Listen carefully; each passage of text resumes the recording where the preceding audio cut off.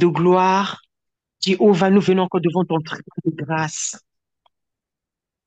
Nous te remercions, Seigneur, pour cette occasion merveilleuse, Seigneur, où tu nous permets de nous retrouver ensemble sur cette plateforme pour parler des enfants, Seigneur. Les enfants, c'est un cadeau, c'est un don, Seigneur, que tu as voulu bénir une femme ici avec. Mais tout cadeau que tu donnes, c'est un bon cadeau. Tu ne donnes pas le poison à tes enfants, tu ne donnes pas le serpent à tes enfants. Alors, Seigneur, il t'a plu de bénir les femmes avec des enfants. Et aujourd'hui, nous voulons parler de ces enfants, de ce cadeau que tu nous as donné. Que ce soit toi qui puisses encore instruire une femme, afin que la femme soit capable d'éduquer l'enfant, soit capable d'apporter la joie dans la vie de l'enfant, soit capable de prendre l'enfant par la main, le lever et le conduire à l'accomplissement de sa destinée. C'est pour ça que je viens encore ce soir devant ton trône de grâce et dire merci Seigneur pour cette mission que tu donnes à la femme. Merci Seigneur, parce que la femme, c'est la mère, c'est elle qui donne la vie, c'est elle qui nourrit, c'est elle qui accompagne. Nous te disons tout simplement merci pour cela.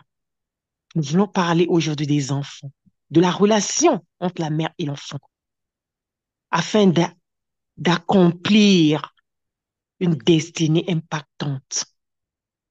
C'est pour ça que je te dis que toute chair s'abaisse et que toi seul tu prennes le contrôle. Que je me fasse, Seigneur, et que toi, tu m'utilises pour parler à une maman si présente sur ce Zoom. Dans le nom puissant de Jésus. Je vais entonner tout simplement un petit chant avant de continuer. Un petit chant que j'aime bien. Miséricorde insondable, Dieu peut-il tout pardonner?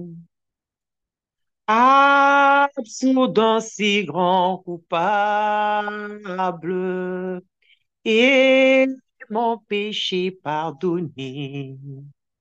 Jésus, je viens à toi tel que je suis. Je viens à toi. Jésus, je viens à toi tel que je suis. Prends-moi, longtemps j'ai loin de sa face, provoquer son saint courroux. Fermer mon cœur à sa grâce, blesse le sein devant tous. Jésus, je viens à toi, tel que je suis, je viens à toi. Jésus, je viens à toi, tel que je suis. Prends-moi, oh Jésus, à toi je cède. Je veux être libéré de tout péché qui m'obsède, être à jamais délivré. Jésus, je viens à toi, tel que je suis. Je viens à toi. Jésus, je viens à toi, tel que je suis. Prends-moi. Alléluia, plus de doute. Mon fardeau m'est enlevé. Pour le ciel, je suis en route. Heureux pour l'éternité. Jésus, je viens à toi, tel que je suis. Je viens à toi. Jésus, je viens tel que je sens. Jésus, je viens à toi tel que je suis. Je viens à toi. Jésus, je viens à toi tel que je suis. Prends moi. Amen, amen, amen. Nous allons parler des enfants comme nous sommes à la rentrée. Bien aimé, en voulant parler des enfants, je voulais évoquer un fait que les enfants traversent souvent. En prenant comme si tu veux parler à un enfant, je vais prendre, nous avons des enfants, nous éduquons les enfants. Mais la relation entre les enfants, entre eux, comment se passe cette relation dans ta maison? Tu es parent. Quelle est la relation entre toi et tes enfants? Et quelle est la relation entre les enfants entre eux? Parce que tout ce qui se passe dans le monde aujourd'hui vient de l'enfance. Tout ce qui se passe aujourd'hui dans le monde, c'est les conséquences de l'éducation, de conséquences de ce qu'une personne a subi ou les sémences de son éducation, de son manque d'éducation. Comment l'enfant a été éduqué. Je vais prendre un exemple dans un jeu, par exemple, où on prend papier, on dessine un cœur pour aider, par exemple, les enfants à comprendre ce qui peut se passer entre eux. Parce que les enfants vont s'insulter, ils vont se parler, ils vont s'aimer. Ça paraît rien, mais quand ils grandissent, et c'est tout ce qu'ils ont sémé dans leur jeunesse, qui prend dans leur enfance, qui répercute. Ils se font des fois du mal sans qu'ils le comprennent. Et des fois, les parents ne sont même pas au courant. Mais si vous avez le temps aujourd'hui de s'asseoir avec les enfants et de parler avec les enfants. Comme je dis souvent, une famille qui prie ensemble, c'est une famille qui est résistante. Une famille qui prie ensemble, c'est une famille qui demeure. Est-ce que dans votre maison, vous avez établi l'hôtel de prière? Est-ce que vous avez un moment de prière commune avec les enfants? Ce n'est pas maman qui prie, qui intercède, non. Mais est-ce que dans ta maison, ma sœur, en tant que maman, il y a un moment où vous faites le partage ensemble, le partage de la parole, ou un enfant de 12 ans capable de lire et même d'expliquer ce qu'elle a compris. Est-ce que toi, tu introduis cela? Nous sommes à la rentrée. Est-ce que tu introduis cela à tes enfants? C'est la question que je te pose. Quand les enfants sont entre eux, comment ils se parlent? Parce que les familles, les grandes familles, on se retrouve. Quand j'étais enfant, il me faisait cela. Quand j'étais enfant, papa l'aimait plus. Mais est-ce qu'on papa l'aimait, papa se rendait compte qu'il l'aimait, il faisait la distinction des enfants. Il ne se rendait pas compte. Mais quand les enfants grandissent, c'est ce qui se passe. J'ai eu un monsieur qui parlait du même problème. Il a pris un exemple. Quand il grandissait, comme ils grandissaient dans un village, ils n'avaient rien. Pas de télé, rien du tout. Quand sa mère allait au champ et que son petit frère pleurait, il prenait son petit frère dans les bras, lui aussi se met l'acte de l'amour. Mais aujourd'hui, quand on va dans une maison de famille qui est plein, il y a la télé, il y a des jeux vidéo, il y a tout. Mais les enfants vont se pour la télé. Mais non, c'est toujours elle. Non, c'est toujours lui. Ça paraît rien, oui, parce qu'ils sont des enfants. Mais mes soeurs, je voudrais tirer la larme pour dire attention, quand tu observes des trucs comme ça, il faut rapidement les corriger. Parce qu'il va se mettre à mal parler, insulter, ou encore utiliser des mots très bizarres, des gros mots, la gromologie à son frère, à sa sœur. On a l'impression que ça passe comme rien. Mais laissez-moi vous dire que ces trucs-là sont racines. Et c'est des conséquences demain. Je vais te donner un exemple. Tu vas prendre un papier vieil, un papier blanc A4 qu'on met dans le, la photocopieuse. Tu dessines un cœur avec ton stylo ou encore avec ce que tu veux. Et tu vas montrer ce cœur à l'enfant et expliquer à l'enfant ce que représente le cœur, ce que représentent les sentiments de quelqu'un. Et tu vas demander à l'enfant de réfléchir à un moment où il s'est senti triste ou blessé par quelqu'un, ou quelque chose qu'il a perdu. Ensuite, tu vas demander à l'enfant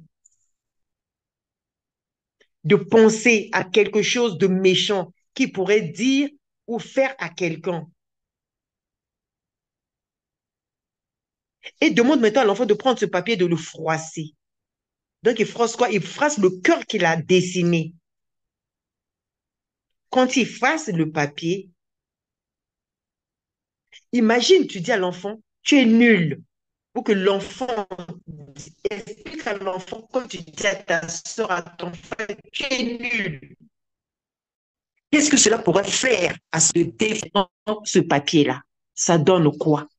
Est-ce que le papier ressemble réellement à l'original?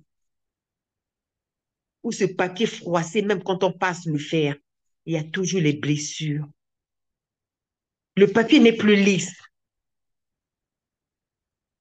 Et il faut expliquer à l'enfant que lorsque nous blessons les sentiments de quelqu'un, même si nous disons désolé, c'est bien, on essaie de réparer. Donc, c'est mieux de comprendre l'impact des mots, de ce qu'on peut faire, de ce que les mots négatifs peuvent faire à l'autre frère, à sa soeur, à sa petite sœur. Si on comprend cela, l'impact de ces mots négatifs, l'impact de cette méchanceté, c'est déjà une façon de discuter avec l'enfant de ce qu'il a ressenti en voyant le cœur se froisser en essayant de le réparer.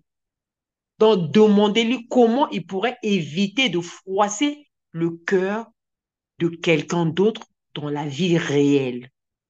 Parlez aussi de l'importance de prendre soin des sentiments des autres, tout comme on prendrait soin du corps en papier. Parce qu'une fois froissé, il n'a plus de valeur. Faites cet exercice-là à l'enfant. L'enfant va comprendre.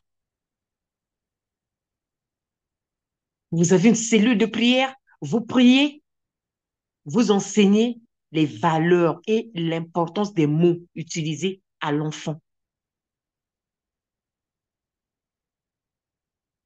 Et apprenez aussi à l'enfant à savoir ce qu'il pourrait dire ou aider pour guérir ce cœur qu'il a blessé. Je suis désolée.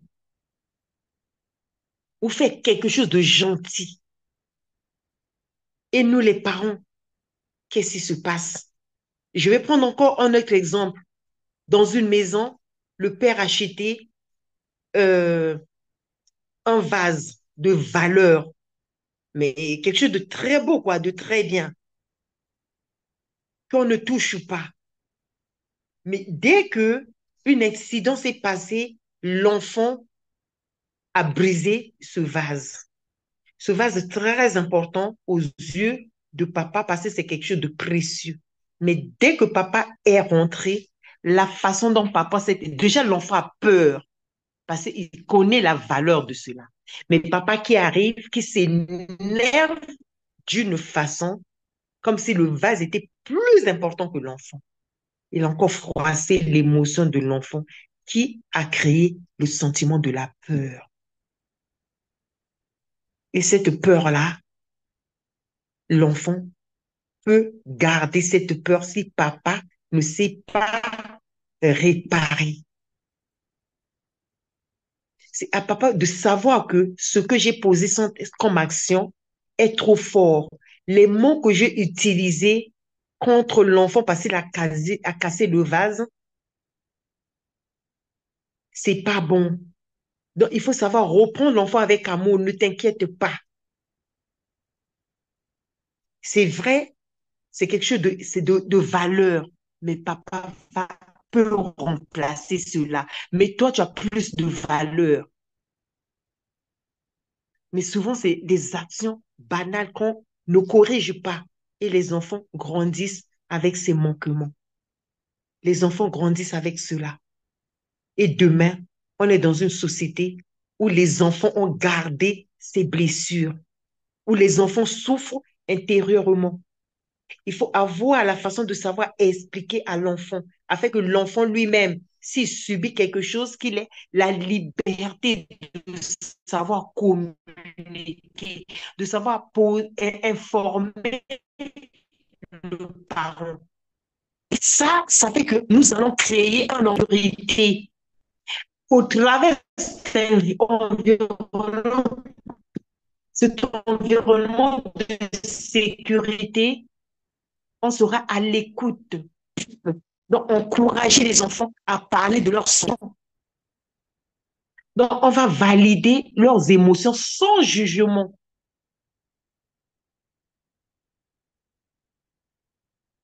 Par exemple, quotidiennement, utiliser des moments où, si on voit que l'enfant est triste, ou l'enfant n'exprime pas la joie qu'il a l'habitude d'exprimer, essayer de poser des questions, prendre l'enfant dans l'intimité pour comprendre réellement ce qui se passe. Parce que l'enfant peut traverser une situation, ne pas être capable de communiquer avec le parent. Aussi, il faut savoir enseigner à l'enfant l'antipathie et la résilience. Par exemple, en faisant les exercices de jeu de rôle, où l'enfant doit se mettre à la place de quelqu'un d'autre pour comprendre ce que l'autre ressent quand il est offensé.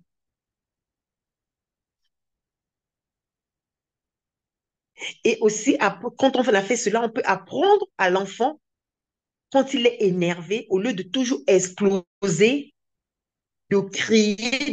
Il y a des enfants, quand ils s'énervent, il va se jeter à terre comme s'il veut vraiment se faire du mal. Alors, quand on a appris à parler à l'enfant et lui dire de ne pas agir ainsi, lui apprendre, par exemple, des techniques de respiration ou même le dessin, la thérapie du dessin pour gérer son stress. C'est des trucs qui paraissent rien. On croit que c'est juste pour les adultes, mais les enfants en ont besoin. Pourquoi les blessures intérieures, par exemple, sont qualifiées de blessures de l'enfance? Parce qu'elles prennent leur source dans le jeune âge, dans l'enfance. Des fois, même depuis la grossesse. Il y a aussi des trucs qu'on a hérités. Mais quand tu observes cela, c'est à toi, maman, de corriger. Mais comment corriger quelque chose que toi-même tu as? Si tu n'as pas pu t'en débarrasser, te guérir ou apprendre à maîtriser ton stress, que tu déverses toujours sur les enfants. Je veux interpeller les parents à la communication. La communication est très puissante et c'est très essentiel. Vous pouvez aussi inviter les enfants à tenir, comme nous sommes à la rentrée, un journal. Ça peut être le journal émotionnel, comment ils se sentent aujourd'hui. Ils écrivent leurs sentiments, comment ils se sentent. C'est leur journal. De temps à autre, quand tu jettes un coup d'œil dans ce journal, tu peux comprendre ce qui se passe.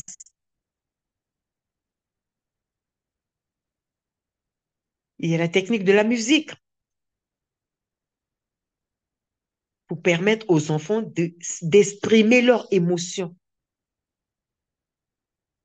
Il faut apprendre aux enfants, même dans l'utilisation du dessin, de l'art, d'exprimer leurs émotions. Quand tu sais lire le dessin, tu peux voir les sentiments et ce que traverse ton enfant. Quand tout va bien, tu verras au niveau des dessins comment tout est joyeux. Quand ça se passe très mal dans les dessins, ce que l'enfant Toi, en tant que parent, tu es appelé à collaborer avec l'enfant parce que tu es la coach de l'enfant. Et quand je parle de l'enfant, je veux parler de tes enfants, mais je veux que les parents voient au-delà de leurs enfants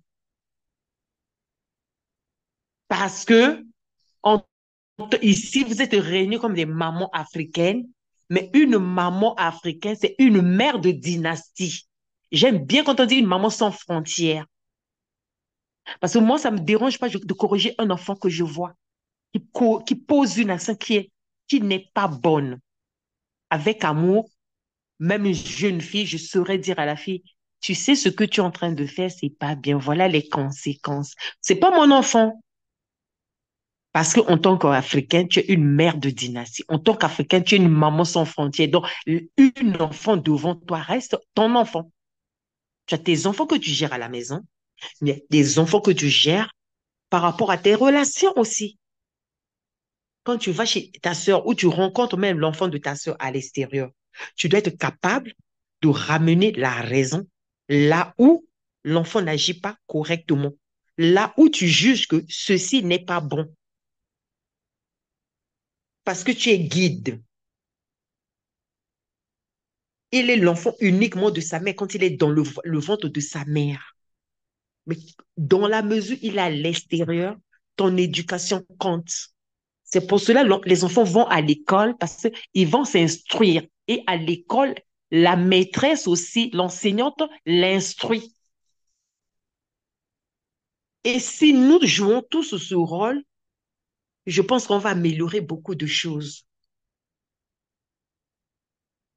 On va sortir de l'égoïsme.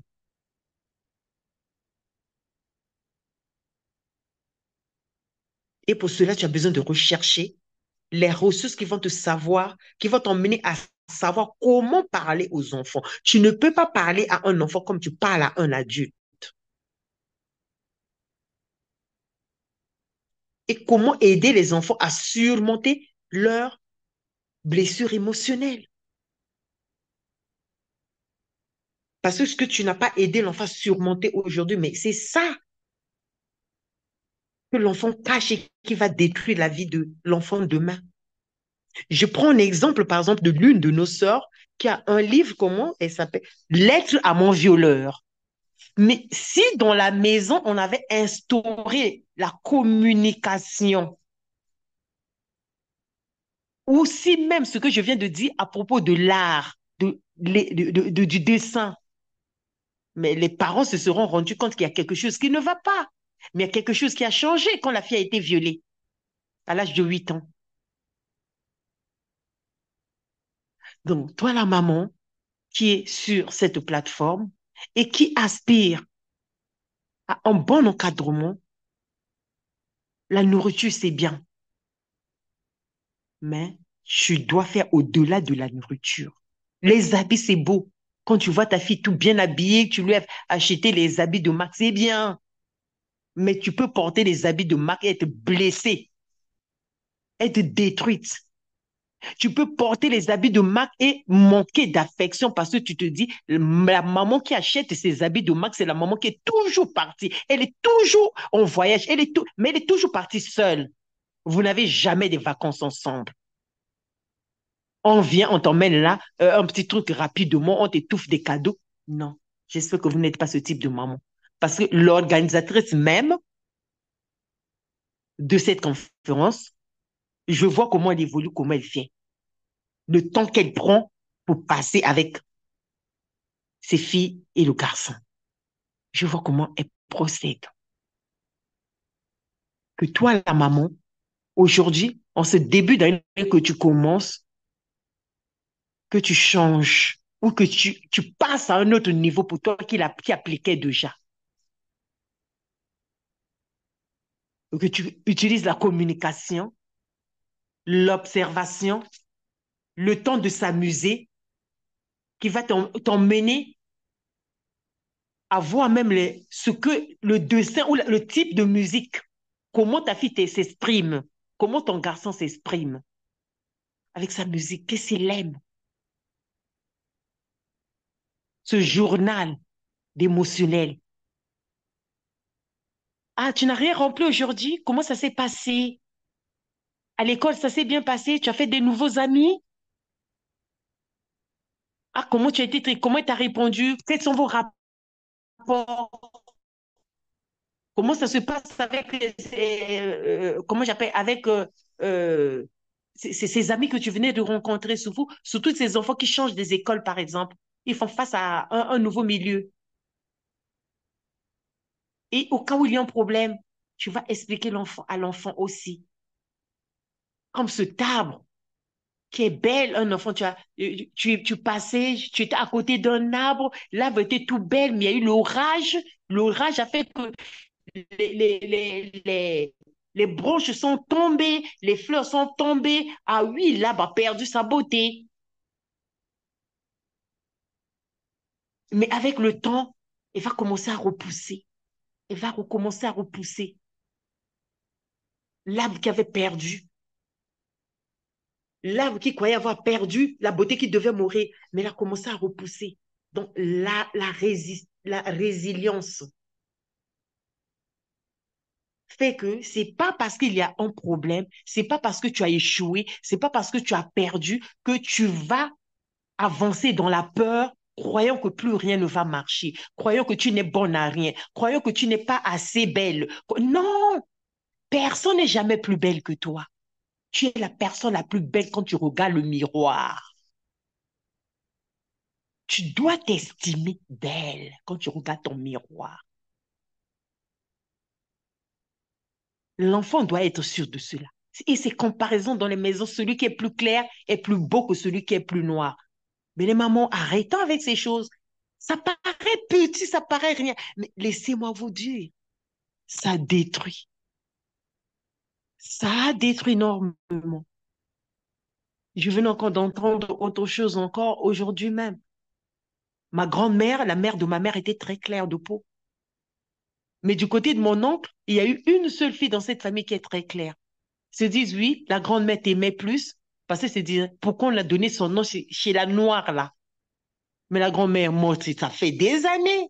Mais ces filles, elles étaient des petites filles. Mais regardez ce qu'elles sortent encore aujourd'hui. Pourquoi? Parce que c'est rentré là, dans la tête. C'est rentré, ça a pris place. C'est resté. Elle aimait celle-ci parce qu'elle se disait, voilà, celle-ci, elle est claire. On aurait pu donner mon nom à celle-ci. Vous voyez ce que les enfants rappellent? Ils le rappellent aujourd'hui. Améliorez votre environnement.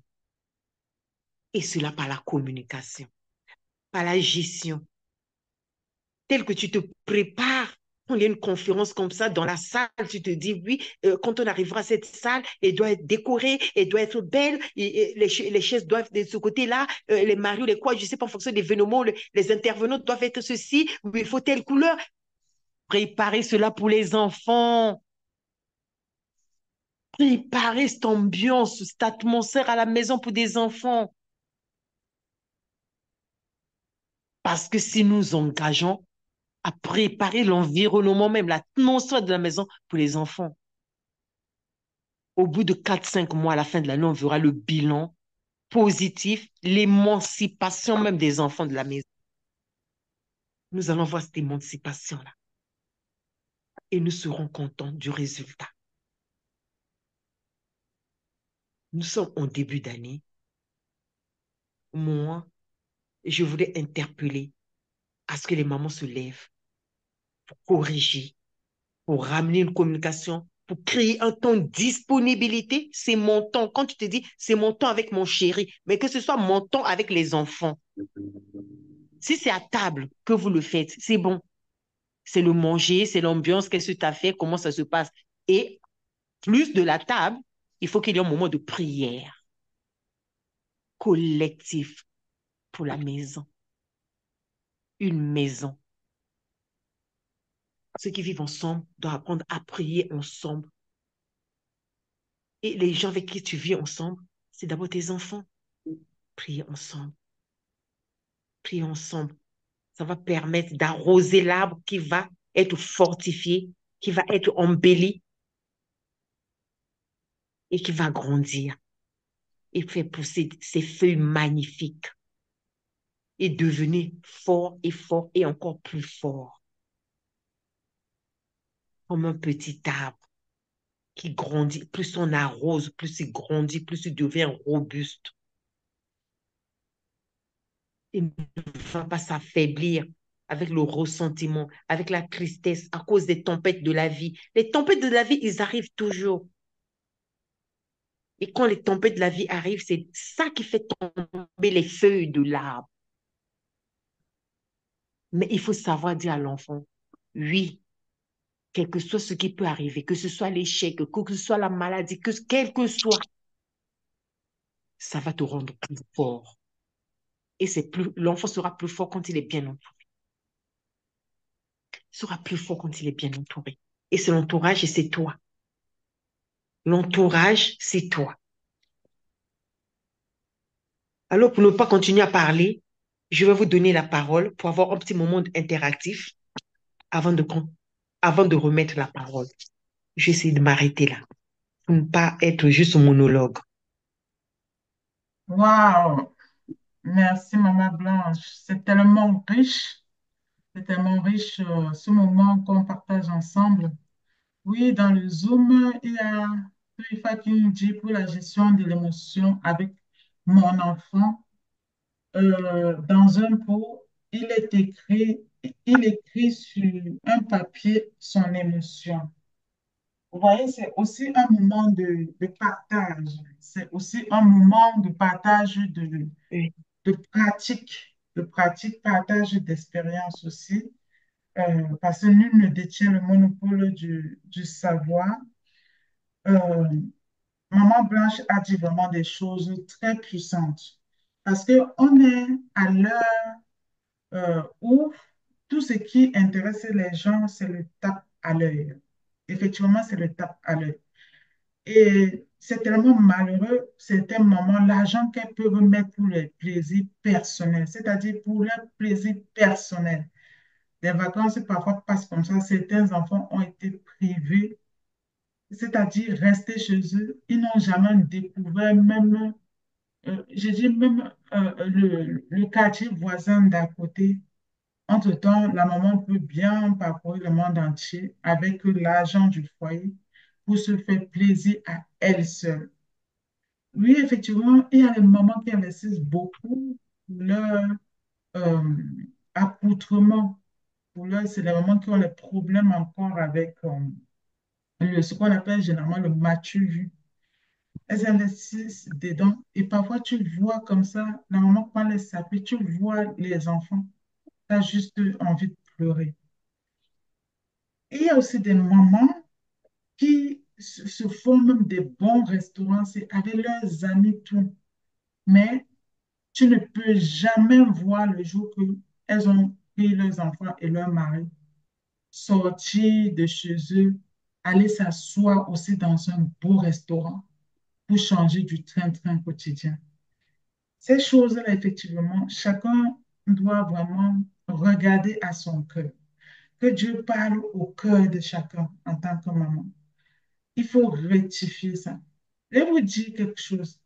Vous savez, ce qui se passe ici dehors, c'est que la famille que Dieu vous a donnée là, que Dieu nous a donnée à tous, c'est notre premier mystère.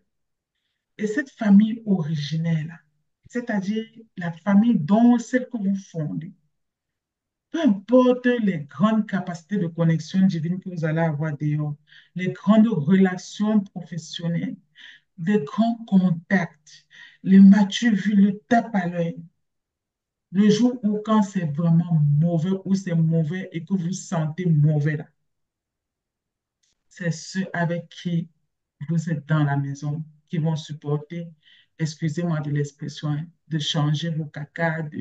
Je dis, quand vous êtes à quatre pattes, quand vous êtes dans un fauteuil roulant, on ne souhaite pas ça. Mais la vie, il nous a appris comme ça. Quand ça devient très mauvais, la majorité des gens vont vous dire, il y a pour patience. Ouais, passer le coup de fil.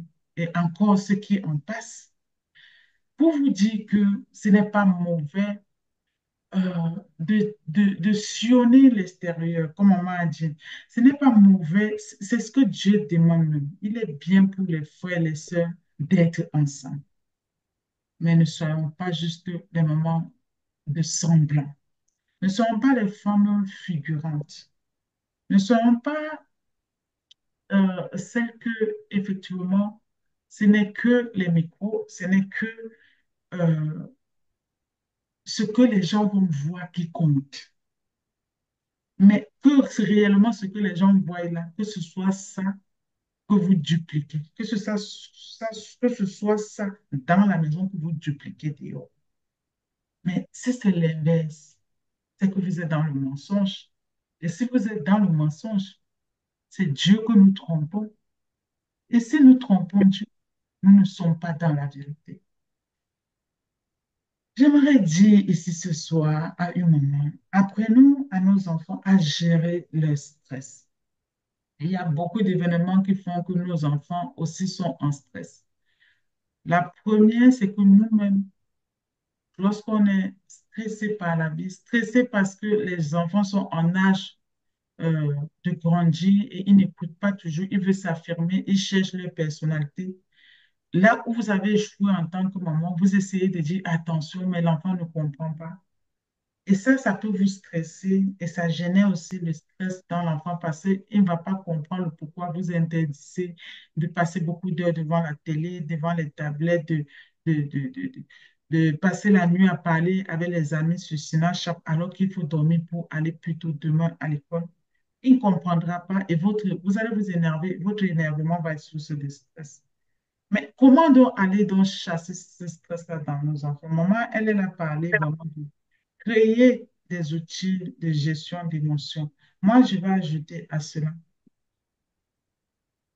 faites les câlins à vos enfants. Nous, la famille africaine, on n'a pas appris à faire les câlins. Beaucoup d'entre nous avons grandi et ne se souviennent pas la dernière fois, même une fois de leur vie, quand est-ce qu'un de leurs parents les a vraiment pris dans les bras, les serrés. Faites-les les câlins, même aux plus grands. Quelquefois, surprenez-les et prenez-les comme ça, même par l'épaule. Et rappelez-les combien de fois vous les aimez en tant que parent, en tant que maman. Ce n'est pas toujours facile de garder son calme quand tu veux faire appliquer à l'enfant, tu veux que l'enfant soit dans l'obéissance et que lui ou elle, tout ça, il se montre un peu de caractère ou un peu rebelle. Ça, c'est surtout les adolescents qui se cherchent. C'est vrai, ça fait sortir les parents de leur gang. Mais une fois que vous avez sorti de vos gangs, il faut reparler de la situation avec l'enfant et reparler d'une voix douce et calme. Et essayer au quotidien, même si ce n'est pas facile, de retourner à cette douceur-là, à ce calme. C'est vraiment pas facile, je sais. Moi-même, je suis parent. Je sais que ça peut parfois ne pas être facile. Quand tu dis à un enfant, repasse tes t-shirts, il te dit, oui, j'ai repassé. Tu passes, tu vois qu'il avait le faire repasser, il a repassé peut-être deux, le reste, il n'a pas fait. Et puis, tu es obligé, quand tu reviens, tu es obligé de crier. Et ça, c'est pas bon. Voilà. Souvent, les adolescents, ce qui se passe, les adolescents, ce qui se passe souvent pour eux, c'est que parfois, ils dorment avec la lumière. Il faut veiller à réduire ces lumières-là. Il faut veiller, lutter pour qu'ils ne dorment pas avec ces lumières-là. Parce que la lumière, ça réduit le degré de simulation même du cerveau et aussi la capacité à se concentrer. Et ça empêche vraiment le sommeil de qualité. Oui, on a vraiment parlé beaucoup d'émotions ces jours-ci. Apprenons en tant que parents à écouter les émotions des enfants avant de décider comment nous allons réagir à son comportement. Voilà. Maman a parlé tout à l'heure des dessins, je n'étais pas avec elle. Effectivement, il faut faire les dessins. Tout, il faut en a parlé, il faut faire les dessins qui représentent les sentiments. Donc, il faut dire à vos enfants à partir d'aujourd'hui, qu'est-ce que tu ressens réellement? Tu dis à l'enfant de te dessiner même en tant que parent, parce qu'à travers de son dessin, tu vas voir en fait si c'est une maman triste, si c'est Oui, dessiner la famille, par exemple. Oui, maman. Un enfant peut reproduire la famille. Vous êtes 3, 4, 5 et reproduire la famille. Comment il Voilà. va représenter sa sœur? Comment il est en train de s'amuser avec la sœur ou comment sa sœur... Tu comprendras les relations même entre enfants. Voilà, tu vas comprendre. L'autre va Donc, vous présenter sa soeur, qu'il montre un bâton pour taper sa soeur. Tout ça te permet de comprendre qu'il est très en colère contre sa soeur. Tu vas essayer de fouiller ça pour creuser. Effectivement. Donc, et il faut ok. instaurer au cœur de la famille des routines de bien-être en pratiquant des exercices de respiration. Moi, j'aime beaucoup la musique instrumentale, les fonds, tout ça. C'est celui tu mets et c'est votre moment ensemble en famille. Tout le monde partage, tout le monde se couche. Quand moi, j'instaure ça quand il commence à faire vraiment froid et qu'on ne peut plus vraiment beaucoup aller sortir pour beaucoup marcher. Quand l'hiver s'installe vraiment, qu'on ne peut plus vraiment aller marcher.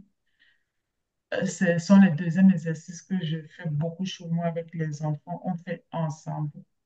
Voilà, c'est ça en fait. Et, et nous devons apprendre aussi à nos enfants à être des enfants réparateurs. Il faut faire la liste de réparation dans la maison. Ça veut dire quoi?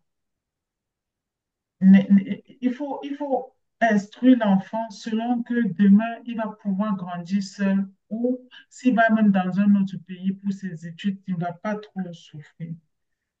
Donc, lorsqu'il y a quelque chose que l'enfant a fait que c'est pas bon, il faut lui apprendre à réparer du mieux qu'il peut. Voilà. Moi, je me souviens, un jour, j'ai puni Daniel. Je lui avais dit effectivement de repasser ses t-shirts. Il a 14 ans. Je fais exprès de lui dire de repasser. Parce que c'est un garçon, vous voyez comment la vie si est violente. Donc, imaginez, euh, on va laisser nos enfants comme ça. Ils arrivent à 18 ans, ils ne savent même pas comment on lave un plat, ils ne savent même pas comment on repasse son t-shirt. Je lui avais dit, repasse tes vêtements. Le gars m'a dit, oui, je vais le faire. Il l'a fait, je l'avais vu avec le faire à repasser, j'avais vu tout, je suis passée dans sa chambre, j'ai vu, il avait récupéré la table à repasser, tac, tac, tac.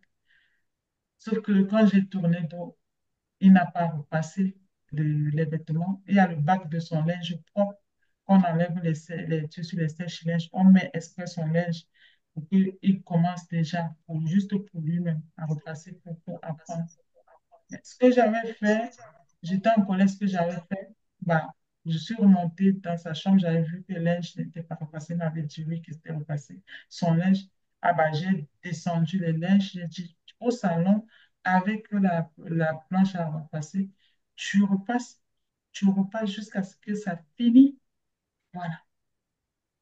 Et parce que j'avais dit, quand par exemple, tout le linge, il y a juste deux petits t-shirts, deux petits t-shirts ou trois, tu les repasses directement. Quand tu es tranquille, tes t-shirts sont toujours repassés. Ça fait que tu n'as pas le temps, en fait. Il faut apprendre aux enfants à faire des choses. C'est comme Maman Queen disait. Il faut apprendre aux enfants. Moi, par exemple, je dis, le service m'a débloqué. Les choses, en France, c'est grâce au service, grâce au fait que dès tout petit, même j'étais comme la petite Fabiola, là, toute mince, toute machin, vraiment pas de force, même ni dans les jambes, ni dans les bras. Mais j'essayais de m'accrocher pour faire, pour aussi faire, pour aussi faire.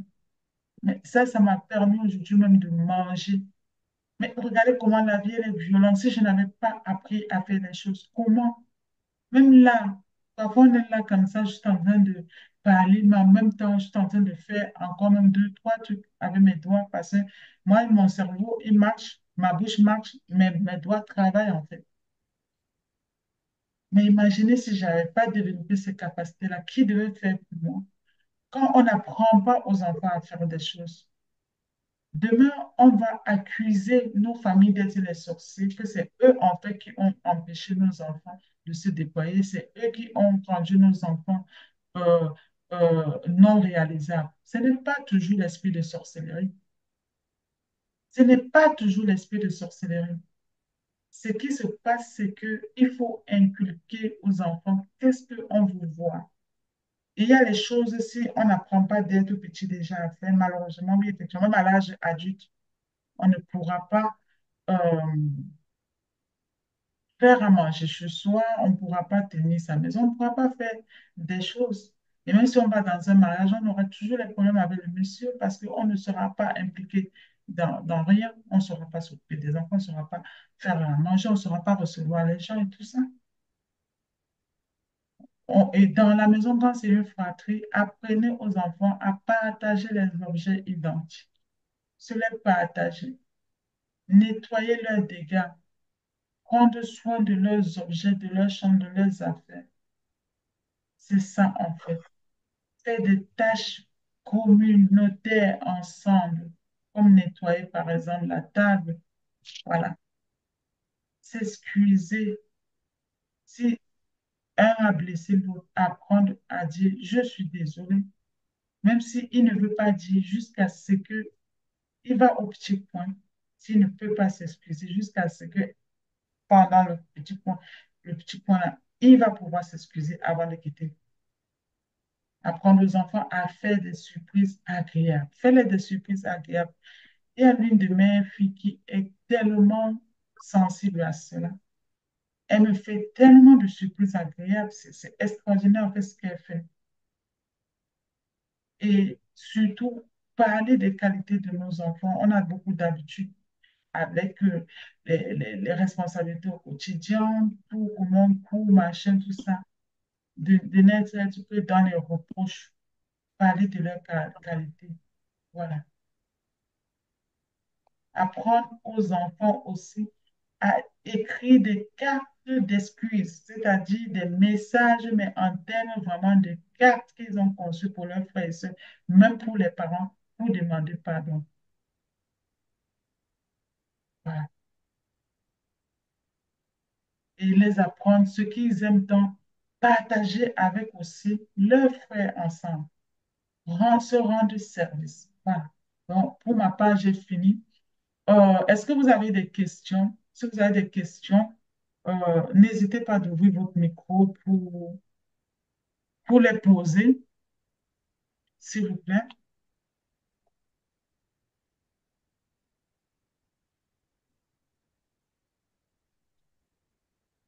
Les mamans, est-ce que vous avez des questions pour interagir? Est-ce que quelqu'un, une maman ce soir, a des questions?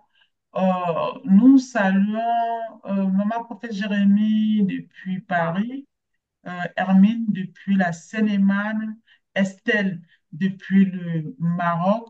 Nous saluons aussi, il y a Estelle Tassine depuis le Maroc et Estelle aussi depuis la France. Nous saluons agréablement euh, Toifa qui est à Paris en France. Nous saluons Amel qui est en Hollande. Nous saluons aussi agréablement Maman Edwige Léa depuis le Canada et Léa Tonon qui est en France. Est-ce que vous avez des questions, s'il vous plaît? Bon, si vous n'avez pas de questions, Maman Blanche, je te passe encore le micro juste pour quelques minutes, le temps à Estelle vraiment de nous terminer. D'accord. Il ne faut pas qu'on déborde. Ok, merci beaucoup.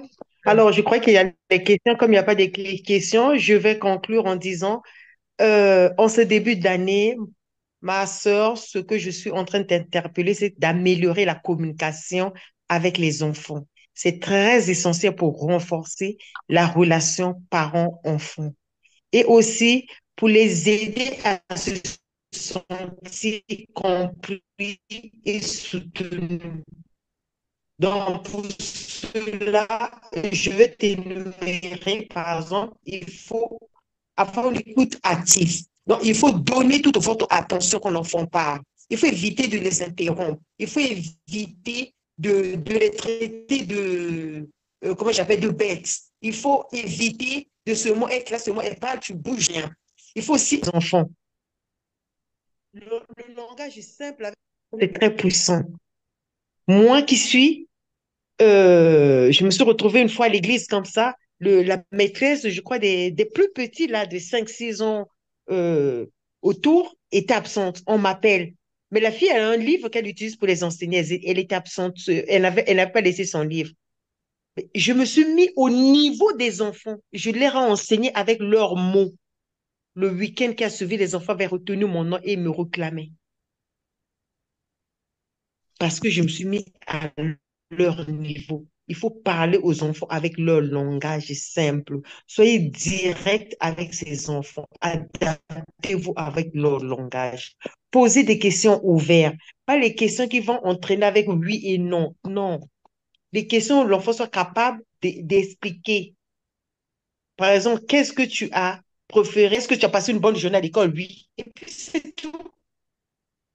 Alors, si tu as préféré, elle va pas me dire oui. Elle est obligée de me dire, j'ai préféré ça, j'ai fait ça, tel jeu. Soyez plus explicite.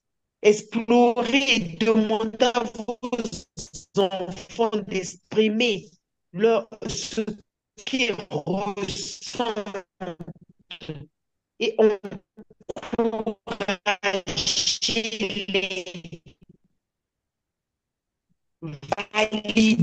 Validez leurs émotions, reconnaissez leurs sentiments.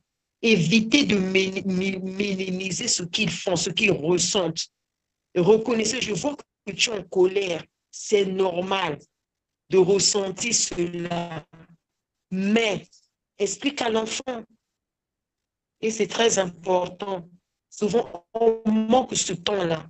Utilisez des exemples concrets, par exemple, quand vous voulez expliquer quelque chose à l'enfant, pour qu'il soit capable de comprendre ce que vous, comme j'ai dit, c'est un moment, un environnement ouvert, un environnement de sécurité, où l'enfant se sent encouragé dans la cour. Ici, le noter autour du dîner avant de se coucher, au réveil.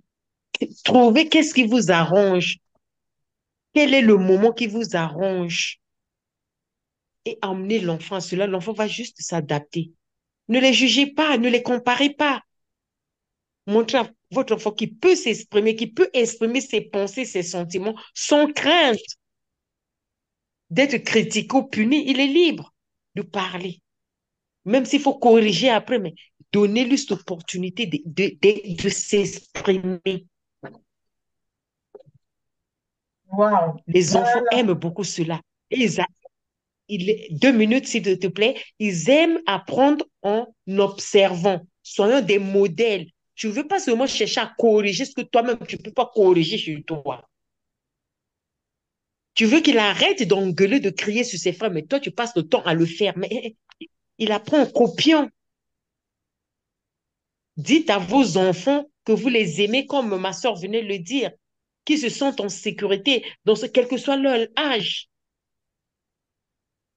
Utilisez les gestes corporels affectifs. Aussi, respecter leur espace personnel quand ils ont un certain âge. Ils aiment ça aussi. Si un enfant a besoin du temps ou d'espace, respectez-le, parler quand il est prêt. Quand il n'est pas prêt, respectez son intimité. Soyez patient avec eux et persévérants. Acceptez aussi leur silence. Il y a certains qui, des fois, parfois les enfants ont besoin du temps pour traiter leurs pensées, leurs émotions. Donnez-leur cet espace, ce temps-là et réessayer après. Ouvrez encore la communication après. Et en appliquant tous ces petits principes, je pense avec un petit journal aussi à côté, en début d'année, vous allez demander à l'enfant d'écrire, de mettre un emploi du temps, d'être un peu plus assidu là-dedans. Quand vous passez de temps à autre, que ce soit pas un tout secret qui va cacher sur le lit, non. Qu'il soit ouvert. La communication avec l'enfant deviendra plus fluide, plus respectueuse, plus enrichissante. Et pour vous et pour l'enfant. Et cela va aider à établir les relations de confiance et à encourager une communication beaucoup plus honnête et ouverte. Je vous remercie pour votre écoute. Soyez bénis. Merci, Amen. Cocoterie. Amen. Shalom. Amen. Wow, merci. Quelle grâce, hein. Quelle grâce pour nous d'être là, d'être connecté vraiment à cette conférence. On n'est jamais assez nourri, hein. On n'est jamais assez nourri. Et on aura même toujours besoin de raviver, de rafraîchir l'esprit. Alors ce soir, euh, nous allons faire entrer en salle de conférence notre sœur Estelle depuis le Maroc. C'est vraiment une fille une fille qui est aussi là depuis la création de l'académie. C'est une grâce d'avoir cette fille-là. C'est une fille vraiment extraordinaire. Une fille puissamment extraordinaire. euh, extraordinaire. Elle a fait quelque chose vraiment de remarquable. Il y a le livre sur les enfants, les proclamations du maire pour les enfants. C'est un livre qui se vend vraiment euh, tranquillement et bien. Il y a eu beaucoup de témoignages sur ce livre-là. Elle m'a aidé à écrire en partie ce livre-là. Et je tiens vraiment aujourd'hui à la célébrer. La célébrer pour son cœur d'obéissance surtout et d'amour. Je tiens à la célébrer aussi pour la fidélité. Dans la vie, il y a beaucoup de gens qui ne vont pas loin à cause de manque de loyauté et manque de fidélité. Généralement, dans les connexions divines, dans les relations, Dieu, il va vous éprouver là-dessus pour voir qui est réellement. Et sur ça, je tiens vraiment à te tirer un très grand chapeau. Elle est porteuse aussi de l'Académie de Grâce divine. Elle fait partie des femmes de la Chambre haute. C'est vraiment une fille bien. Alors, sans plus tarder, Estelle, nous te laissons le micro. Elle est maman de plusieurs enfants aussi. C'est vraiment c'est le genre de personne avec qui on chemine. Parce que c'est quelqu'un de confiance. Et dans la vie, quand on avance, on a besoin des gens. Aujourd'hui, beaucoup de gens se connectent. Ils se disent, s'ils sont ensemble, on voit plus que ce n'est pas intérêt. Parfois, c'est vraiment que des intérêts. Quelqu'un se connecte à vous comme ça, il vient un peu faire genre, dès que la relation est un peu prouvée, vous ne voyez plus la personne parce que c'était l'intérêt. C'est que la fondation n'était pas bonne. La fondation n'était pas bonne. D'autres gens viennent, c'est qu'est-ce qu'ils doivent récupérer, qu'est-ce que la relation doit leur donner rapidement. Et quand ils voient, par exemple, que vous êtes un peu ferme là-dessus, la relation ne tient plus.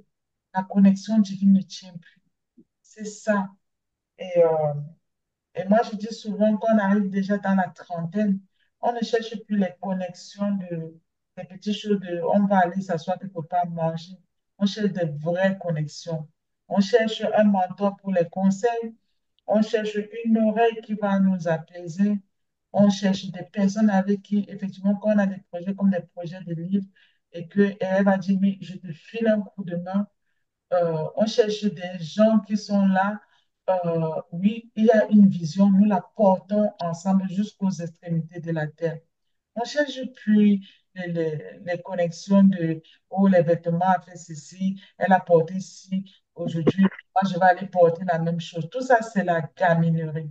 C'est-à-dire, si tu es dans des relations qui sont encore à ce stade-là, ou des stades esprit de concurrence, esprit de, euh,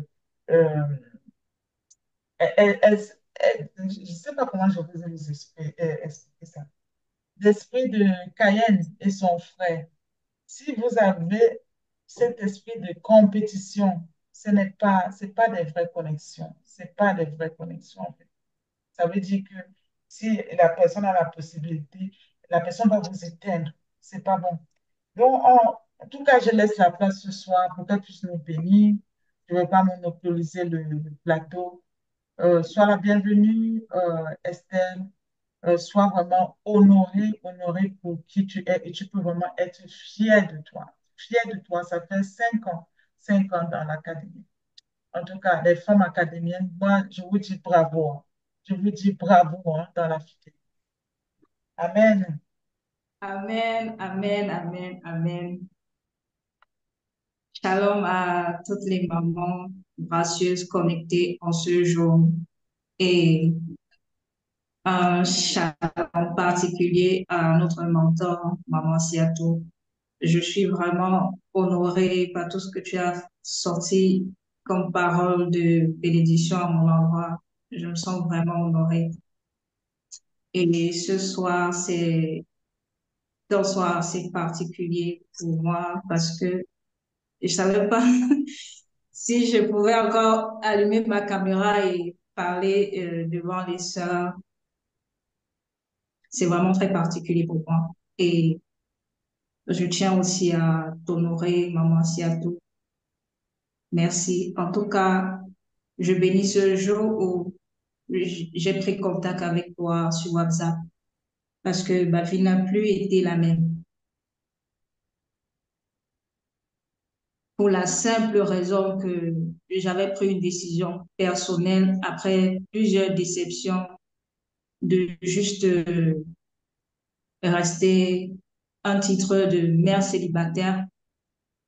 J'avais pris cette décision personnelle et juste les enfants que moi j'avais eu à faire, je devais les donner à, c'est-à-dire mes parents, ils devaient les élever. Moi, je devais juste chercher l'argent.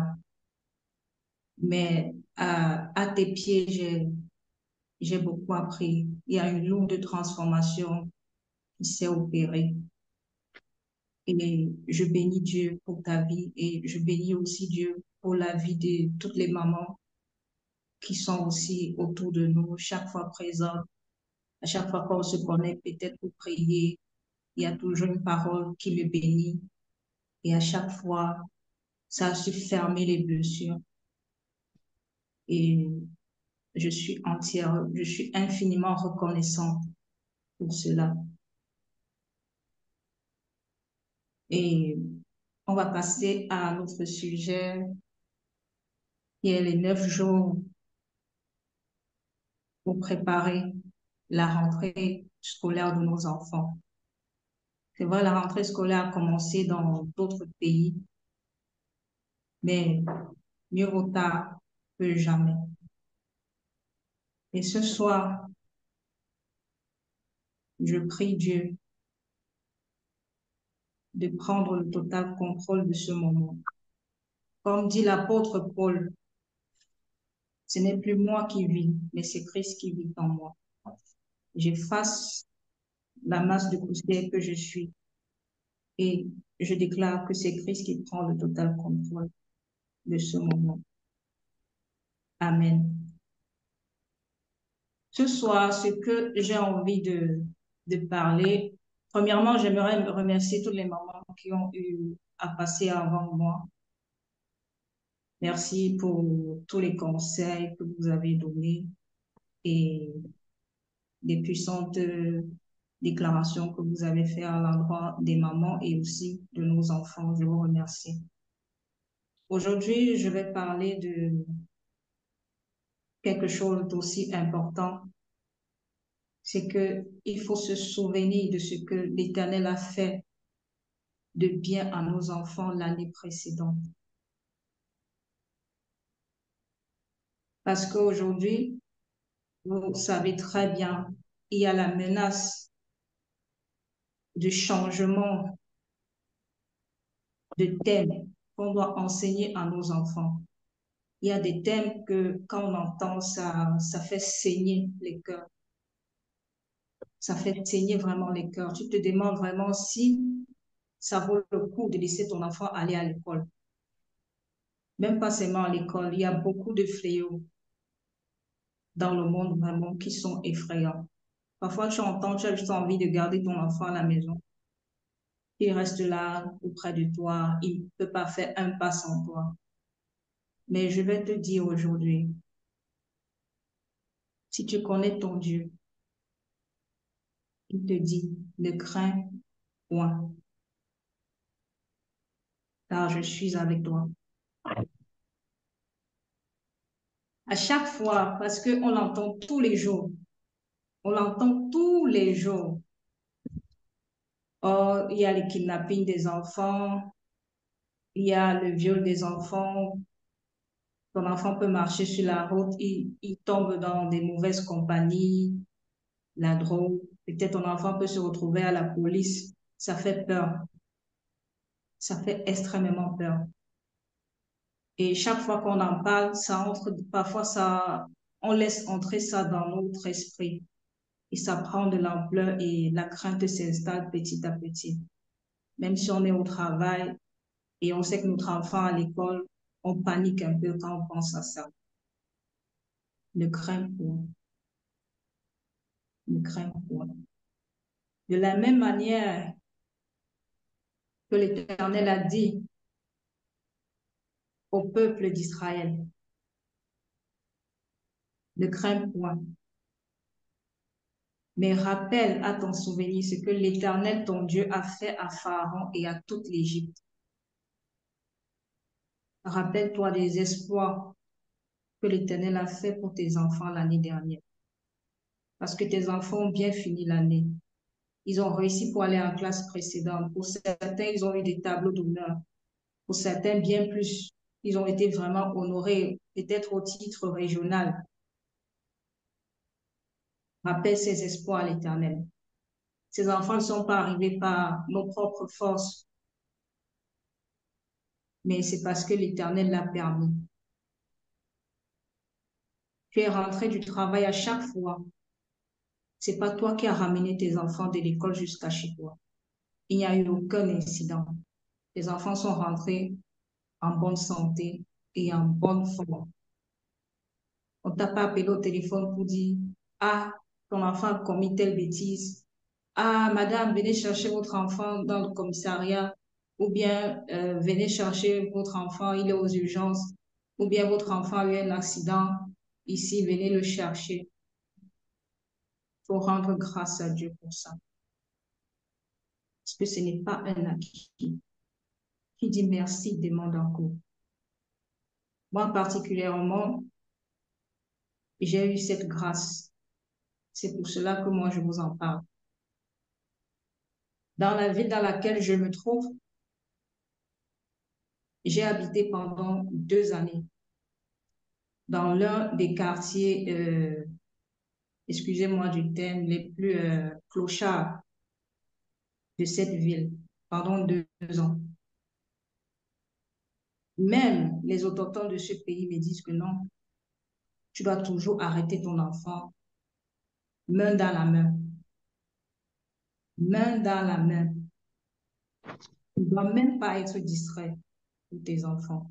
Et d'ailleurs même, comme toi, tu es une étrangère, l'idéal serait que tu n'envoies pas ton enfant dans l'école qui est la plus proche, c'est-à-dire à l'école publique. N'envoie pas tes enfants là-bas, mais envoie plutôt tes enfants dans des écoles privées, euh, du moins des écoles françaises ou américaines ou canadiennes.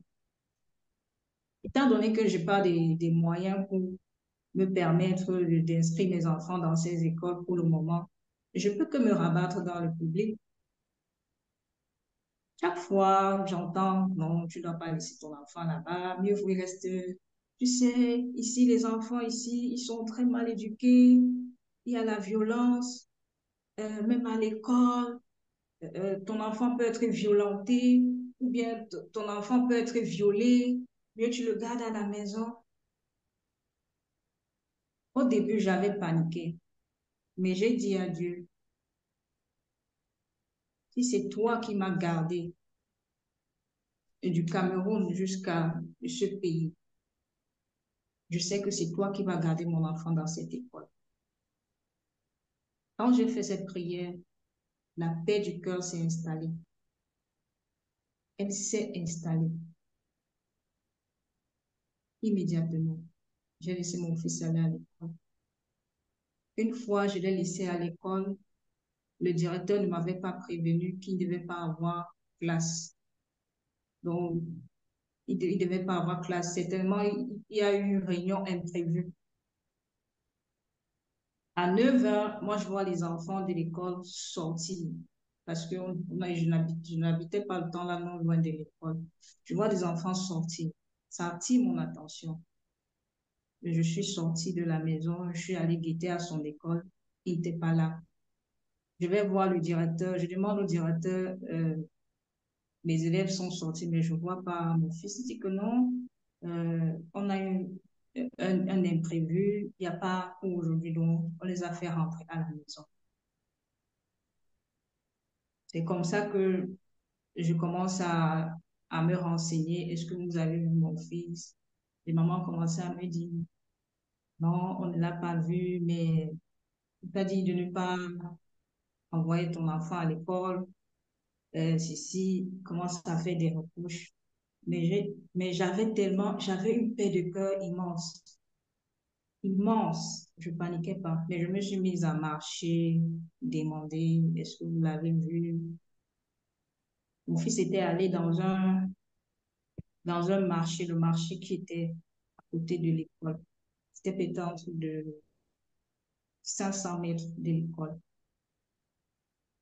Donc, en cherchant, je suis rentrée à la maison, allaiter les voisins que moi, j'ai pas vu mon fils. Mais si entre-temps, il arrive que je suis en train de le chercher, il faut le caler à la maison. Elles me disent OK.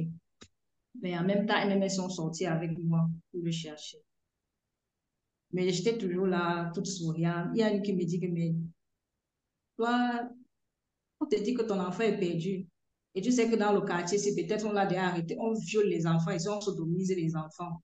Même nos propres enfants ne sont pas en sécurité. Et toi, tu ne paniques pas. Pourquoi? Je dis que je vais le retrouver. Ne vous inquiétez pas, je vais le retrouver. Je le cherche. Il s'était arrêté carrément dans une boutique. Il était en train de causer avec un clochard parce qu'il s'est arrêté dans la boutique pour demander les cartons. On les avait demandé de fabriquer une maison avec des cartons. Donc, il est allé à la boutique demander un carton. En sortant de la boutique, il a rencontré un clochard. Il était en train de causer avec lui parce qu'il parle très bien l'arabe. Ils étaient en train de discuter. Je l'ai trouvé là assis. Et j'ai dit, mais Clément, je t'ai cherché partout. Le clochard me dit, c'est ta maman? Il demande, c'est ta maman? Il dit, oui, c'est ma mère. Le clochard me dit, ah, tu as un enfant qui est bon. Il est très bon, vraiment. Il est très, très intelligent. Hmm? Sache il est le bienvenu. Il est le bienvenu. Moi, je l'aime beaucoup, ton petit garçon. Il dit, OK, merci. Il a dit, je dis au revoir. Puis il me dit que ça, c'est mon frère. Il est gentil. Je dis, OK, il n'y a pas de souci. On rentre à la maison. Je dis que je me suis inquiétée pour toi.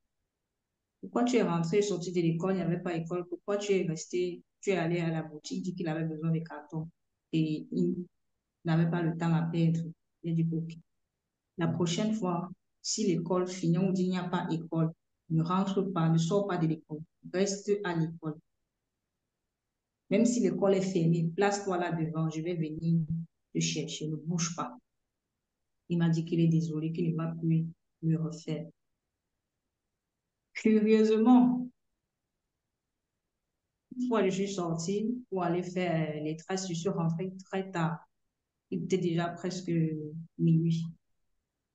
Je suis rentrée. Le même clochard qui avait vu mon fils, ils étaient assis dans un coin où je devais passer. Quand je suis passée, il me dit, ah, c'est toi la mère de Clément. Je dis oui. Il dit, hé, et ton fils, il va comment? Je dis, ça va. Il me dit, sache qu'ici, tu es ma soeur. Tu es ma soeur. Ton fils, c'est mon frère. On est la famille. Ici, il ne faut pas craindre quelqu'un. Personne ne va te déranger. Même ton fils, il n'y a personne qui va te déranger. S'il y a un problème, il faut me dire. Tu cherches, tu demandes Ahmed. J'ai dit oui, j'ai compris. Il dit qu'il ne faut pas avoir de soucis ici. J'ai dit ok, merci, c'est vraiment gentil. Et je suis rentrée. Parfois même, les voisins me demandent comment est-ce que toi tu fais pour vivre ici. Même mes frères africains, comment toi tu fais? Pourquoi tu... Parce que nos frères africains, ils disent aussi qu'ils envoient les enfants à l'école. Ils préfèrent garder les enfants à la maison. Les enfants ne sont pas scolarisés.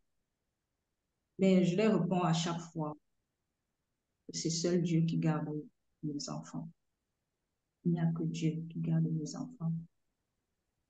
Même à l'école, parfois même, il y a certains camarades qui l'embêtent, mais Dieu suscite toujours dans le cœur des enseignants qui vont le défendre bec et ongle.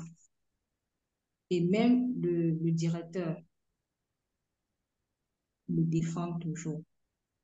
Pourtant, les autres que moi je connais ici qui ont les enfants qui sont scolarisés, c'est différent. Ils se plaignent à chaque fois de l'école et ils insultent les enseignants. Ils disent que c'est pas mon cas. Dieu m'a vraiment fait grâce. C'est pas un acquis. Mais à chaque fois, je rends grâce à Dieu. Je lui rends grâce. C'est pour ça que j'insistais sur le fait avant toute chose. Il faut reconnaître les bienfaits de l'Éternel dans la vie scolaire de chacun de tes enfants. Dis merci, demande encore. Et la deuxième chose que je vais partager, c'est tiré de la prière que Jésus-Christ nous a enseignée, où il dit, ne nous soumets pas à la tentation, mais délivre-nous du mal.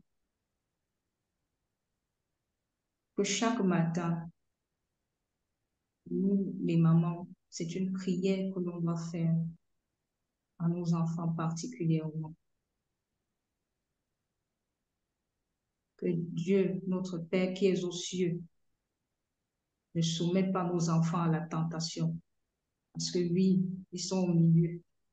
Les tentations sont pleines dans le monde scolaire. Si tu échappes même aux maîtresses qui sont dans les Rose-Croix, les sectes, etc., de nos jours, il y a même tes propres camarades de classe qui sont là. L'enfant n'est pas à l'abri. Vraiment que le Père, que notre Père qui est dans les cieux, n'expose pas nos enfants à la tentation et qu'il les délivre du malin. Cette prière que chaque mère, en plus de ce qu'elle a l'habitude de faire, elle doit ajouter cette prière, délivrer nos enfants du malin et de prier Dieu qu'ils ne soient pas soumis à la tentation, afin que nos enfants soient vraiment épargnés de tous les fléaux que nous aurions entendre à longueur de journée. Que la grâce soit sur eux. La troisième chose, c'est quelque chose qu'on rappelle depuis le premier jour, basé toujours sur les émotions. Avant, il m'était difficile de dire à l'un de mes enfants, je t'aime. C'est vrai, je n'ai pas reçu cette éducation, mais la première fois que moi j'ai eu à dire ça à mes enfants ici, je peux pas oublier. C'était quelque chose de magique. C'est un mot vraiment magique. Allez voir la joie, parce que je l'ai dit du plus profond de mon cœur, en les embrassant, en les faisant vraiment un câlin. J'étais tellement heureux, tellement. Et c'est très, très important de susciter les émotions, les bonnes émotions à nos enfants tout le temps, afin qu'ils ne soient pas vides de l'intérieur.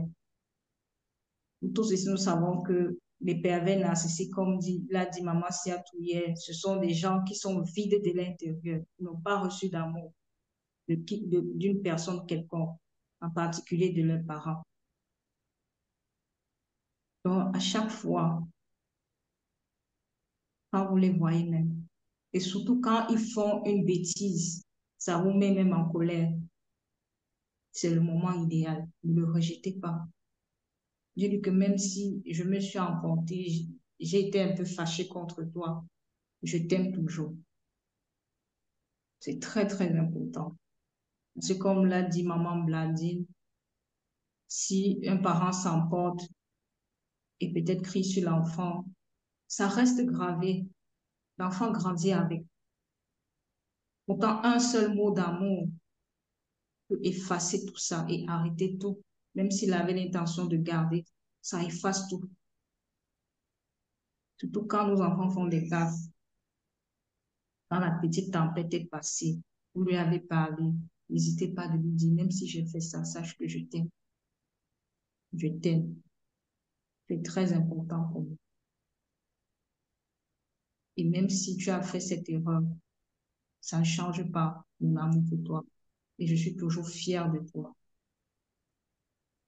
Bon, voilà, les mamans, c'est ce que moi j'avais à partager avec vous ce soir. Et je vous remercie infiniment pour votre attention. Waouh, quel moment agréable. Toujours plein de conseils. C'est vraiment une semaine riche. C'est une semaine à part. Parce que tout le monde peut commencer la course, mais peu sont ceux qui finissent, qui achèvent la course.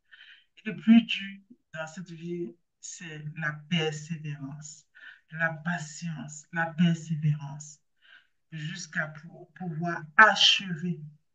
Je tiens vraiment à te remercier pour ce beau témoignage-là. Vraiment, belle expérience, beau témoignage. Pour nous qui sommes ici, par exemple en Occident, nous avons peut-être sous-estimé, mais il faut avouer que Esther, elle est en Afrique blanche. Vous voyez que déjà, nous-mêmes ici, avec les Africains blanches, ce n'est pas facile. Ce n'est pas facile. Et puis, effectivement, arriver à élever son enfant dans ce cadre-là, et puis tout en gardant les valeurs, pouvoir se glisser dans la masse et pouvoir s'en sortir. Ce sont des qualités qui ne sont pas données à tout le monde.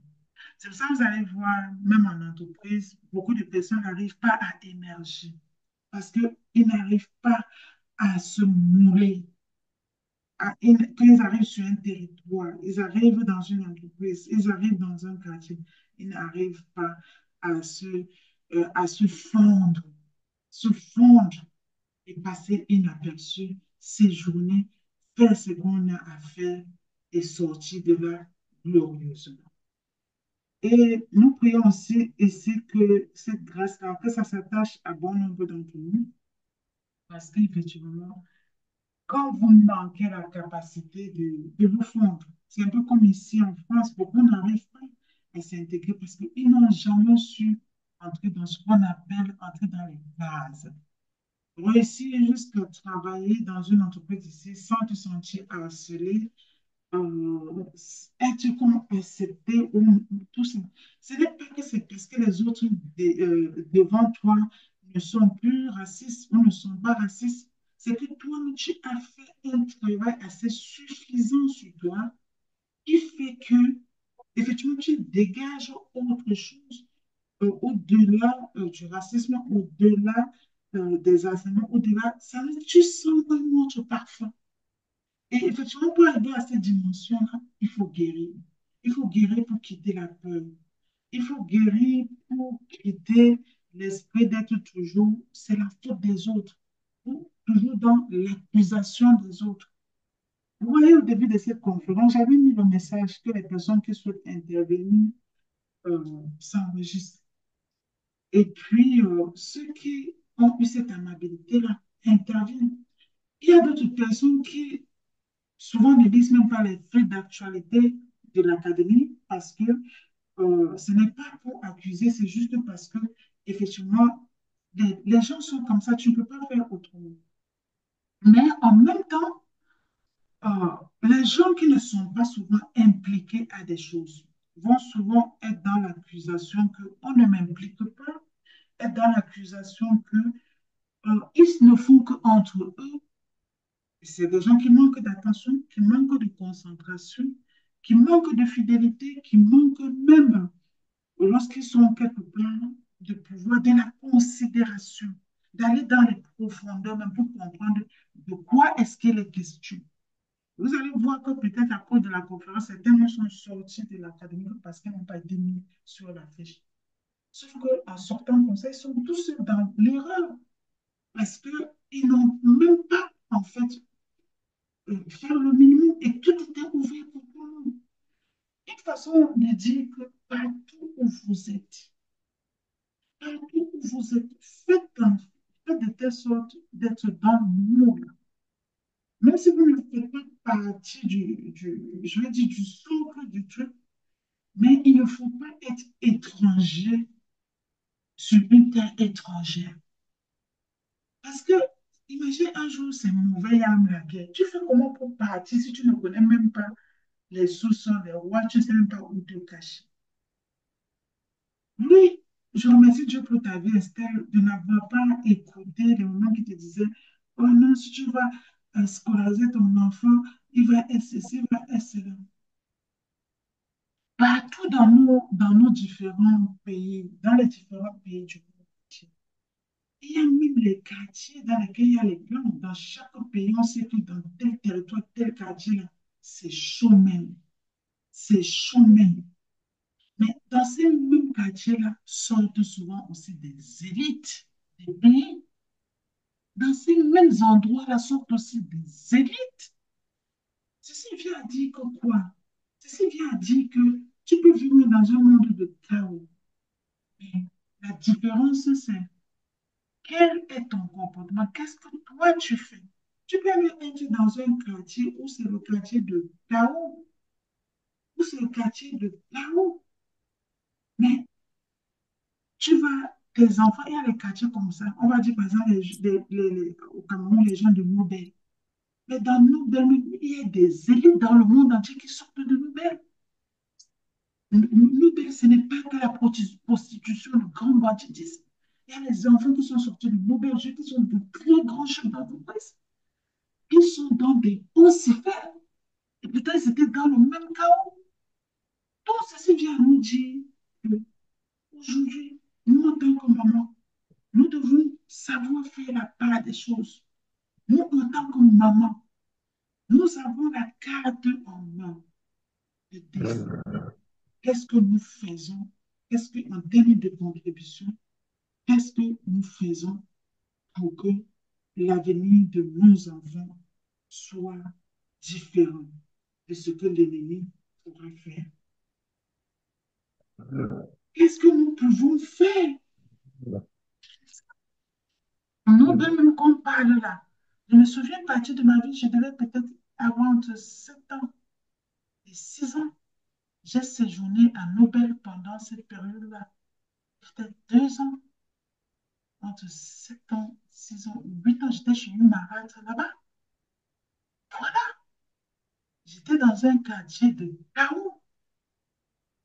Mais dans ce quartier c'est dans ce quartier chaos-là que j'ai appris ce que c'est que le service, ce que c'est lever à 5 heures du matin, aller à la bonne fontaine, remplir d'abord un fût de combien de tonnes avant d'aller à l'école. C'est là-bas que j'ai su comment on lave le derrière de la mamie si ça doit briller jusqu'à quand tu passes à le reflet de la vie de quelqu'un passe. Et c'est ça qui me permet aujourd'hui de pouvoir être autonome dans ma propre vie de femme.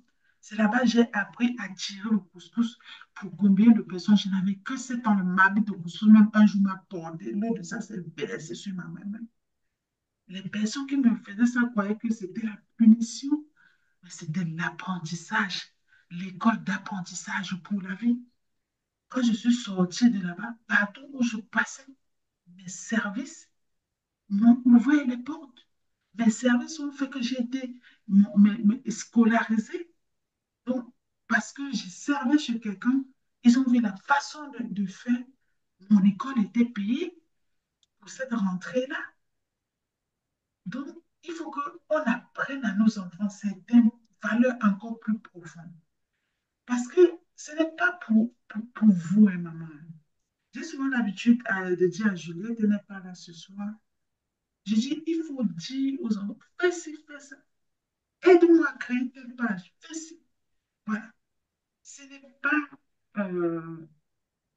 un service en fait qui te montre. Il y a déjà même les compétences transversales.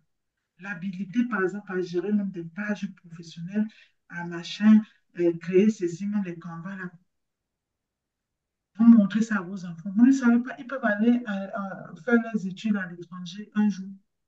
C'est même ça qui les aide, quelque part, à manger les premiers pains. Ils peuvent mettre ces compétences-là déjà même sur leur CV. Maîtrise de Canva, maîtrise de tel logiciel. Et ça, à l'entretien professionnel, le, le patron va dire, ah, cet enfant de cet âge a déjà des connaissances, a déjà une appétence pour des choses comme ça. Ah, c'est quelqu'un déjà d'éveillé. Je veux faire avec. Donc, c'est comme ça, en fait. Donc, nous devons vraiment, plus que jamais, l'heure est venue. Il faut montrer les choses. Il faut montrer, même si quand c'est les petits garçons, il faut les montrer comment on fait les pâtes. Comment on fait ça. Il faut montrer les petites filles, il faut les montrer. Parce que quand vous élevez un enfant, ce n'est pas pour vous que vous élevez, c'est pour la société. N'acceptez pas que ce soit la société qui élève votre enfant, mais élevez-le pour qu'il soit un leader de même pour la société. Ça, c'est un bon fond de mousse. Élevez-le pour que, grâce à ce qu'il va être, qu'il soit un impact pour la société. Mais la société, le fait de ne pas l'aider, lui montrer les choses, vous faites que c'est la société qui va venir influencer sa vie parce qu'il ne connaîtra pas. Quand il sortira de la maison, il n'aura aucune couverture, aucune connaissance. Alors, tout ce qu'il va voir dans la rue, tout ce que les amis vont lui dire sur les réseaux, c'est ça qu'il va prendre pour pratiquer en termes de connaissances. Or, c'est l'inverse qui doit se faire. C'est nous qui devons éduquer nos enfants pour qu'ils impactent ceux qui sont autour d'eux, parce que c'est des futurs leaders. Voilà. Il y a Laure qui attend. Est-ce qu'il y a des questions? Donc, bienvenue à la cour. Bon, on est à la fin de la conférence de ce soir. Euh, Généralement, nous, on se connecte à 21 heures de Paris. Pour tous ceux qui sont intéressés, c'est 21 heures de Paris. Donc, demain soir, 21 heures de Paris. Et la conférence tire déjà à sa fin, hein. Après, ce sera vendredi et samedi, ce sera la fin. Donc, en tout cas, merci pour la persévérance de tout le monde. Voilà. Mais c'est parce que quand tu prends des engagements, quand on prend des engagements, c'est ça. Prendre un engagement pour faire quelque chose, euh, quand tu prends l'engagement pour faire quelque chose devant Dieu, il va voir si tu es quelqu'un à qui il va te tester. Tu es quelqu'un déjà qui peut honorer même déjà ta parole, honorer de tout petites choses. Tu vas sortir de cette conférence, toi qui auras tenu jusqu'à la fin, tu vas voir que Dieu va encore trouver des portes, te confier certaines choses. Ne sois pas surpris que Dieu te confie certaines grandes choses. Et il faut juste avoir l'oreille attentive. Moi, déjà au travail, j'ai été interpellée pour entrer dans mes missions que j'ai, pour, ils vont augmenter si je veux. On m'a proposé que je dois travailler avec certains collaborateurs externes. Et ça, c'est des financeurs, en fait, pour le département. Ce sont les financeurs. Donc, si j'accepte de ajouter ces missions-là à ce que je fais maintenant, oui, ça va faire un peu plus de responsabilité, mais ça va faire beaucoup d'expérience.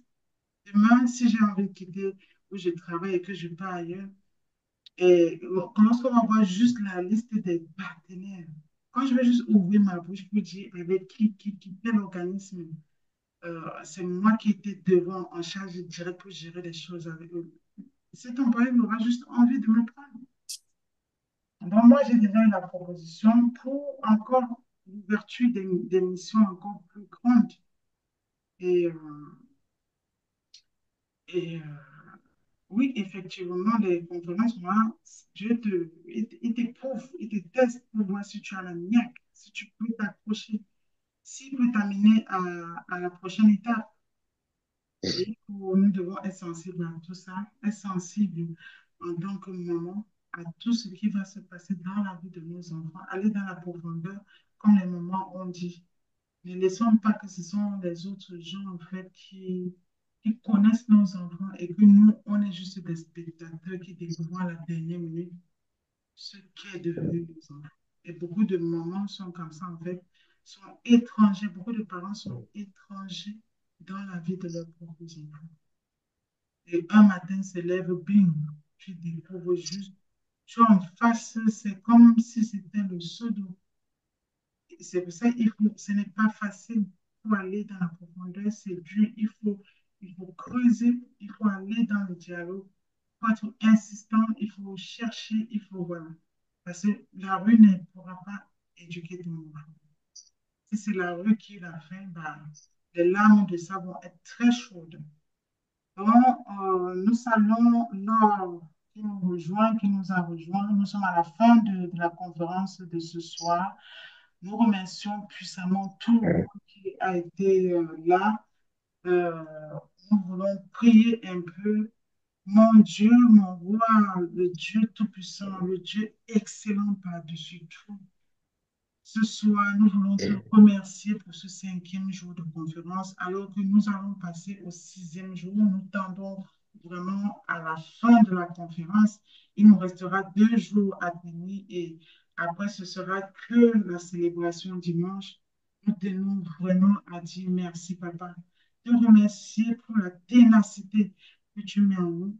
Te remercier aussi, Père, pour la main de protection que tu es pour nos enfants. Protège-les de tous ces mots pernicieuses qui sont en train de mettre à mal nos sociétés. Fais que nos enfants ne rencontrent pas le diable de l'espionnage, de l'homosexualité dans les écoles. C'est là où l'histoire de plusieurs enfants ont eu à commencer. Beaucoup d'enfants n'auraient jamais dû être ces gens-là, mais c'est là où la vie a basculé à jamais, dans les toilettes des écoles, dans les salles de classe ou derrière les collèges. Alors, nous qui nous tenons au large, aie pitié, Père, parce que lorsque nous déposons nos enfants, nous les laissons partir loin de la maison pour leur étude, pour leur école. Nous ne sommes plus là, nous sommes à la maison ou au travail. Si ce n'est que ta main pour les protéger. Avons-nous assez de pouvoir? Non. D'autres, c'est là où leur histoire avec la drogue a commencé. Ils n'auraient jamais dû. C'est pour ça, Père, ce soir, nous te demandons de manière particulière de visiter nos enfants, d'être la main qui protège nos enfants, d'être ce divin Père et les garde au creux, protège-les de tout, je dis de tout mal, Père. Montre-leur le chemin qu'ils doivent suivre selon tes préceptes, selon tes principes divins, Père. Pendant que nous ne sommes pas là, continue à les enseigner, continue, Père, à les transmettre ce que nous n'avons pas pu, ou ce que nous le faisons mal, ou ce que nous ne le faisons pas assez. Continue à les couvrir de ton sang dans ce chaos. Continue à les protéger, que ce soit loin des professeurs, des maîtresses, des maîtres malveillants. À la droite, protège-les des paroles qui peuvent être source de colère pour eux à l'école. Protège-les, Père, de tout harcèlement, ô Père, mon Dieu.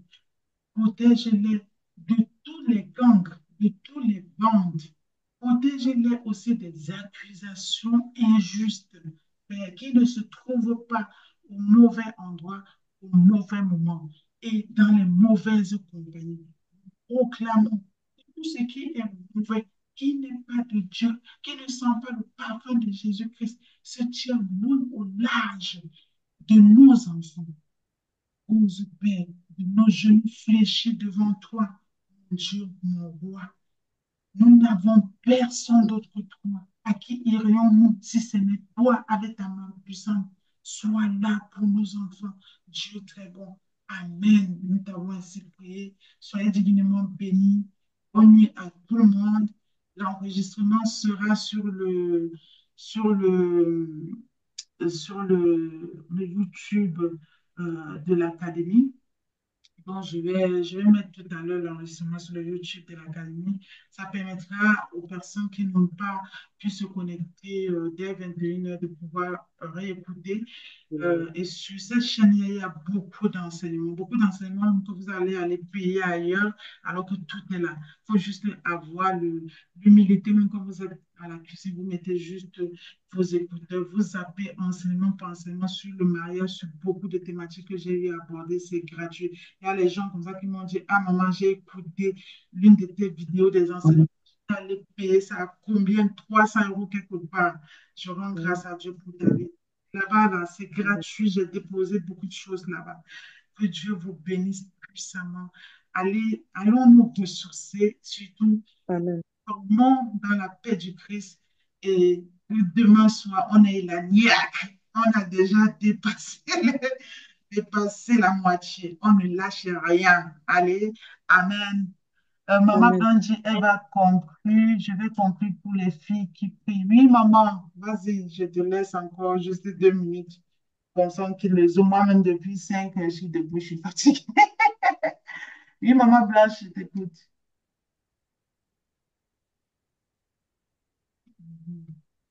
Il y a beaucoup de messages dans le Zoom. Merci beaucoup à toutes les dévancières pour vos édifications. Que le Seigneur vous arrose abondamment. Merci Estelle, merci Maman Siatou. Merci à toutes celles qui ont soif d'apprendre et d'améliorer leur environnement familial. Il y a beaucoup de messages dans le Zoom. Oui, Maman Blanche, tu vas parler, sinon on clôture je ferme le Zoom. Si j'ai pu voir que tu voulais parler. Donc, finalement, Maman Blanche, je pense que peut-être elle s'est déconnectée. En tout cas, bonne nuit à tout le monde et à demain soir. Que Dieu vous bénisse puissamment et abondamment. Soyez arrosés. Bonne nuit, bonne nuit. Bye bye. Bonne Merci, nuit. bonne nuit à tout le monde. Soyez bénis, Bonne merci. nuit. Merci, bonne nuit.